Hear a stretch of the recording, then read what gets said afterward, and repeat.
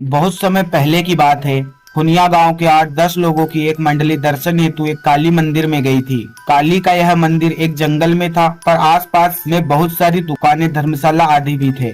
कच्ची पक्की सड़कें भी बनी हुई थी, पर घने होंगे जंगली पेड़ पौधे इसे जंगल होने का भान कराते थे। यह काली मंदिर बहुत ही जगता स्थान माना जाता था। यहाँ हर समय भक्तों की भीड़ लगी रहती थी, पर मंदिर के अंदर जाने का समय सुबह 8 बजे से लेकर रात के 8 बजे तक ही था। भक्तों की उमड़ती भीड़ को देखते हुए मंदिर के मुख्य दरवाजे के अलावा एक और दरवाजा खोल दिया जाता था, ताकि भक्तजन मुख्य दरवाजे से दर्शन के लिए प्रवेश करे और दूसरे दरवाजे से निकल जाए। खुनिया गांव की मंडली शाम को 6 बजे दर्शन के लिए मंदिर पहुंची और दर्शन करने के बाद मंदिर के पास घूमकर वहां लगे मेले का आनंद लेने लगी। मेले में घूमते घूमते यह मंडली अपने निर्भयपन का परिचय देते हुए जंगल में थोड़ा दूर निकल गई। रात होने लगी थी। मंडली का कोई व्यक्ति कहता कि अब वापस चलते हैं, कल दिन में घूम लेंगे, पर कोई कहता डर रहे हो क्या, इतने लोग हैं, थोड़ा और अंदर चलते हैं, फिर वापस आ जाएंगे। ऐसा करते करते यह मंडली उस जंगल में काफी अंदर चली गई। रात के अंधेरे में अब मंडली को रास्ता भी नहीं सूझ रहा था और न ही मंदिर के आसपास जलती कोई रोशनी दिख रही थी। अब मंडली यह समझ नहीं पा रही थी कि किस ओर चले।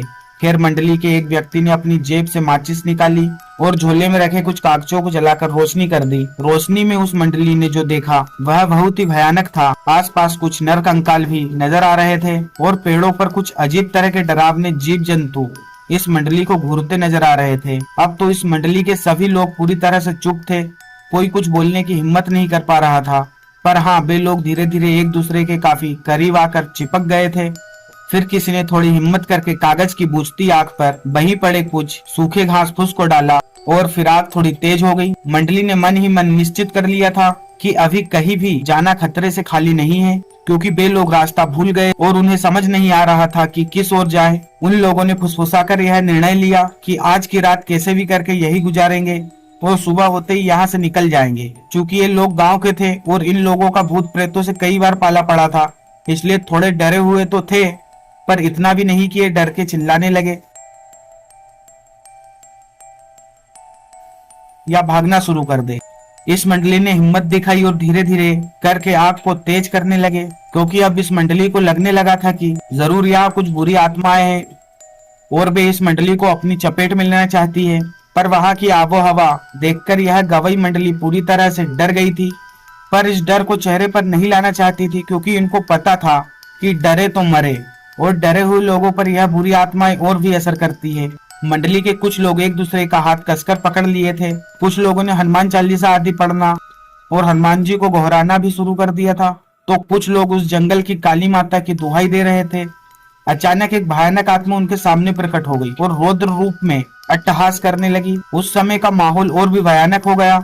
अब इस मंडली के पसीने चेहरे पर भी दिखने शुरू हो गए थे, चेहरे लाल होने शुरू हो गए थे और ये लोग और कसकर एक दूसरे के करीब आ गए थे। अभी वह रौद्र आत्मा अट्टहास करके पूरे वातावरण को और भी भयानक बनाए, तभी वहां कुछ और भयानक आत्माएं आ गई। अब तो इस मंडली की सिट्टी पिट्टी गुल हो गई। अब इन लोगों को अपना काल अपने सामने दिख रहा था। अब वहां एक नहीं लगभग 5 से 6 आत्माएं आ गई थी और अपनी अजीब हरकतों से माहौल को पूरी तरह भयानक बनाकर रख दी थी। मंडली के एक व्यक्ति ने हिम्मत करके कहा कि अगर मरना ही है तो इनका सामना करके मरेंगे। जिसके पास भी चाकू आदि है निकाल लो, डंडे आदि उठा लो और इनका सामना करो। दरअसल उस समय लोग अपनी जेब में छोटा सा चाकू आदि भी रखते थे और कुछ लोग बराबर लाठी लिए रहते थे। इस मंडली के 2 लोगों के पास भी लाठी और 3 के पास चाकू थे। अब सब पूरी तरह से मुकाबला करने के लिए तैयार हो गए, पर शायद इन्हें लड़ने की नौबत नहीं आई। हुआ यूं कि जैसे ही एक भयानक आत्मा ने इन पर हमला किया, उसका सिर कटकर अलग गिर गया और वह बिना सिर के ही खूब तेज भागी तथा उसका सिर भी भाग निकला। अब माहौल एकदम से भयानक रणमय हो गया था, क्योंकि एक व्यक्ति जो कोई साधु जैसा दिखता था और केवल धोती पहने हुआ था, इन बुरी आत्माओं को काटे जा रहा था। पर गौर करने वाली बात यह थी कि कोई आत्मा मरी नहीं, पर सब चिल्लाते हुए अजीब अजीब आवाजें करते हुए वहां से भाग निकली। अब यह मंडली उस सज्जन महात्मा के पैरों में गिर गई थी और उन्हें धन्यवाद दे रही थी। इस मंडली को उस पराक्रमी महात्मा ने अपने पीछे आने का इशारा करके आगे बढ़ने लगे। लगभग 10 मिनट चलने के बाद यह मंडली एक कुटिया के पास पहुंच चुकी थी। वहां डर का कोई नामो निशान नहीं था। उस महात्मा ने इन लोगों को कुटिया के अंदर आने का इशारा किया। कुटिया में पहुंचकर इन लोगों ने अपना झोरा झंडा रखा और चैन की सांस ली। फिर बाबा ने इशारे से ही इन्हें खाने के लिए पंगत में बैठा दिया। कुटिया के अंदर से ही एक दूसरे महात्मा निकले और उन्होंने किसी पेड़ के पत्ते को पत्तल के रूप में इन लोगों के आगे रख दिया। फिर क्या था, उस महात्मा ने उस पत्तल पर कुछ अलग अलग पेड़ों के पत्ते रखे। ऐसा करते समय इस मंडली को बहुत अजीब लग रहा था, पर किसी में हिम्मत नहीं थी कि बाबा से कुछ पूछे। फिर उस महात्मा ने कमंडल से जल लिया और कुछ मंत्र बुदबुदाकर छिड़क दिया। अरे यह क्या, अब तो वे पत्तलें थाल बन चुकी थी और मंडली के हर व्यक्ति के इच्छानुसार उसमें पकवान पड़े हुए थे। फिर बाबा का इशारा मिलते ही बिना कोई प्रश्न किए यह मंडली जीमने लगी। जीमने के बाद बाबा का इशारा पाकर वह मंडली वहीं सो गई। पर सब सोने का नाटक कर रहे थे, नींद किसी की भी आंख में नहीं थी। इस कुटिया में दूर दूर तक डर नहीं था, पर बाबा के कारनामे देखकर वे लोग चौंके हुए थे और सोच रहे थे कि सुबह बाबा से इस बारे में जानकारी लेंगे। सुबह जब सूर्य की किरणें इस मंडली के चेहरे पर पड़ी तो उनकी नींद खुली। मंडली का हर व्यक्ति बहुत ही आश्चर्य में था, क्योंकि वहां न कोई कुटिया थी और न ही रात वाले बाबा, और ये लोग नीचे वैसे ही घास फूस पर सोए हुए थे। अब इनको समझ में नहीं आ रहा था कि वह कुटिया और बाबा कहाँ गए। खैर अब इन लोगों के पास कोई चारा नहीं था। थोड़ा बहुत इधर उधर छानबीन करने के बाद इनको रास्ता मिल गया और ये लोग मेले से वापस आ गए। मेले से वापस आने के बाद ये लोग काली माता के पुजारी से मिलकर सारी घटना बताए। पुजारी बाबा ने एक लंबी सांस छोड़ते हुए कहा कि वह दिव्य आत्मा जो इस जंगल में रहती है वह केवल रात में ही, और वह भी भूले भटके लोगों को नजर आती है और उन्हें रात में आश्रय प्रदान करके फिर पता नहीं कहाँ गायब हो जाती है। उस पुजारी बाबा ने बताया कि ऐसी घटनाएं उन्हें काफी श्रद्धालु सुना चुके हैं।